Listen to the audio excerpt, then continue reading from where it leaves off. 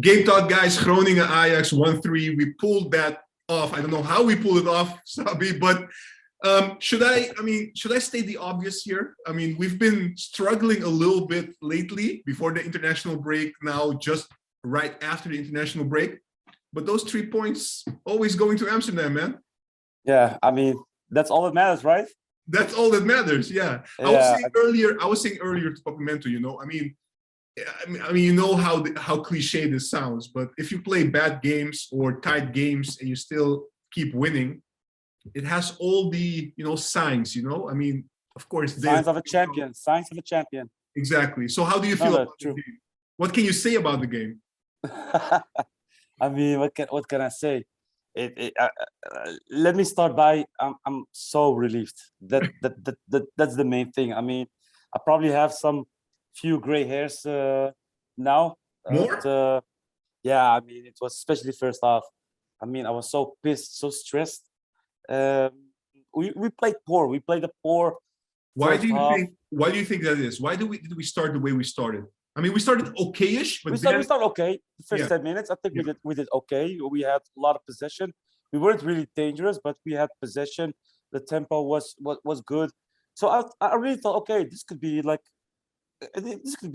a good game, especially against Groningen. So I was a little bit surprised, but then things turned around, and I didn't know what I saw. I mean, we were outplayed in midfield. They made some changes in midfield by having their winger cutting inside to midfield or like dropping back a bit to midfield. And what we saw is that Ajax didn't do anything to solve it.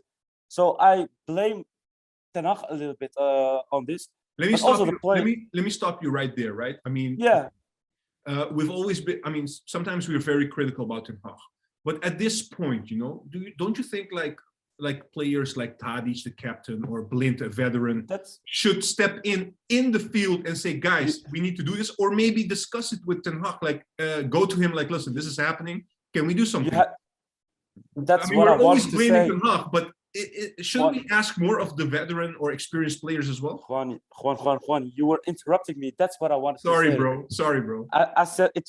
I mean, at first you have to blame Ten Hag because he's the coach. He sees things, and he needs to turn things around. But if that doesn't happen, you have players. We have experienced players like Tadic. We have Klaassen. We have players in the back who can see things. We have Blind. Nobody did anything. So of course, players are the ones to blame as well. So and that was quite worrisome because they created a lot of chances. They had a lot of possession. They were really dangerous. Whilst we were quite poor, we only had that shot from Berghuis, which was by accident, which came to the the one that went to the crossbar. Yeah, exactly. So and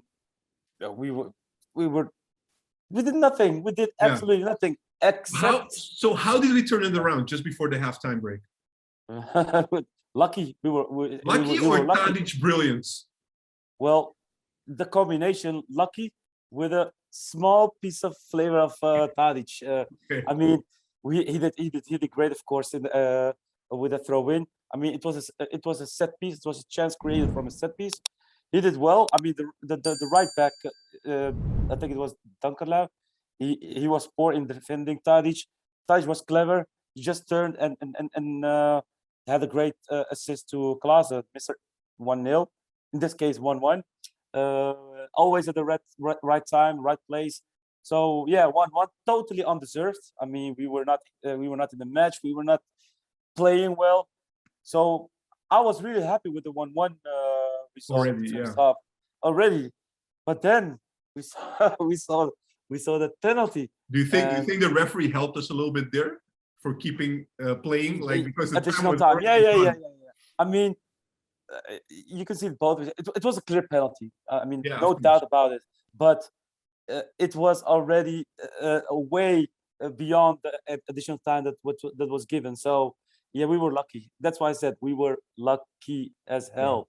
Second half, we didn't really play well, but we didn't really get into real trouble. Right?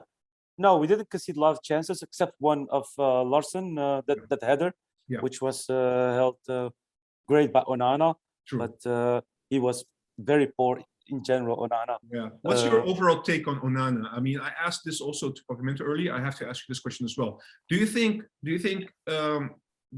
it's a lack of rhythm, or do you think he lacks confidence, or maybe he wants to prove himself too much? What do you think it is? I think a little bit of everything.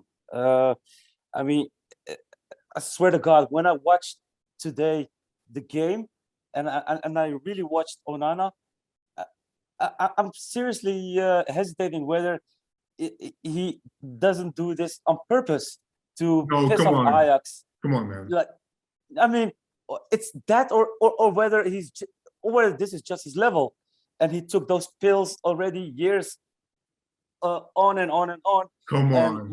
And last season was the one that he was caught. I mean, come on. This is how many games? How many games is he poor right now? He is poor. We played 5 games, I think, with Onana. Are you saying all the goals that we conceded is him to blame? No, not him to blame, but he did have something to blame in all those games, and he was also poor during the international break. So it's not like he's just in a bad form. Let's keep it that. Then I'm trying to keep to stay like a little bit positive. He just lacks form. He just lacks form. Okay, but let me ask you this question then. We have still a couple of games left in the season. Are you worried if he remains our goalkeeper till the end? Yeah, I'm at this moment with his lack of form. Yeah, definitely, I'm worried. But I'm worried in general because we don't have any additional keepers. Tito, yeah, I don't. Porter is back. Yeah, but Gorter doesn't have any game fitness as well, and he didn't. I mean, I would have loved to play him at the start of the season, but now we're at the end of the season. It's too much to put so much pressure on his shoulder to let him play. So yeah, there is no other choice than to play Onana.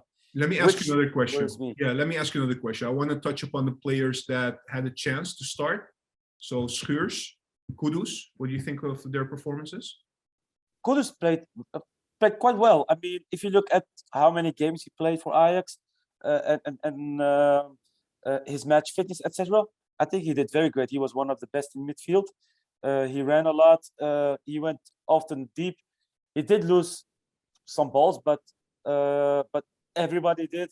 So I think he was the best of the worst of all players. Okay, and Schuurs? But Schuurs did decent.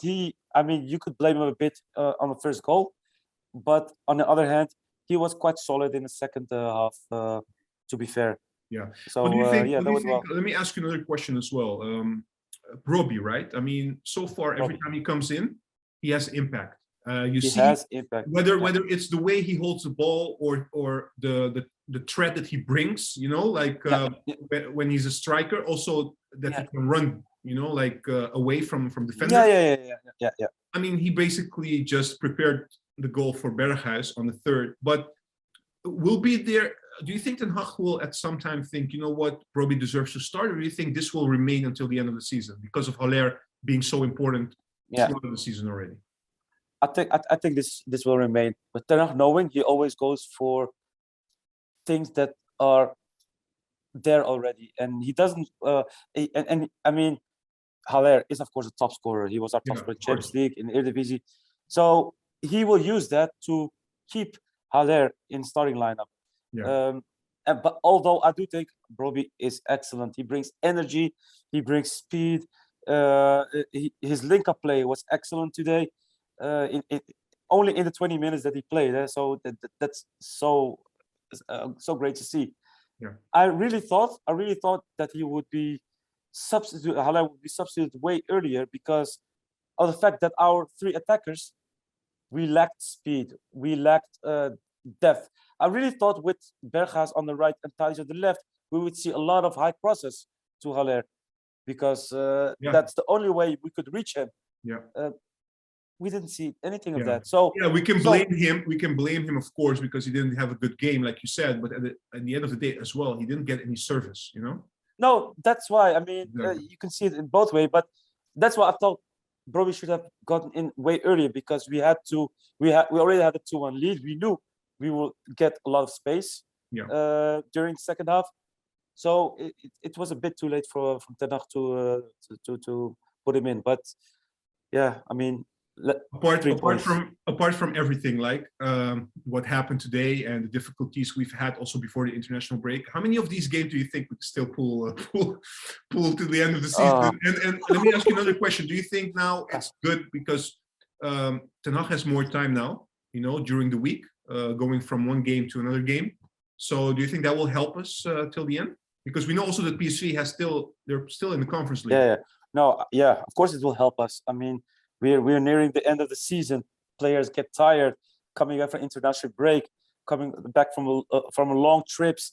So we need these days to recover, to perhaps bring back a bit of confidence, because we lack a bit. We lack that. I mean, there were some players missing, but we're still Ajax, and still we played very poor.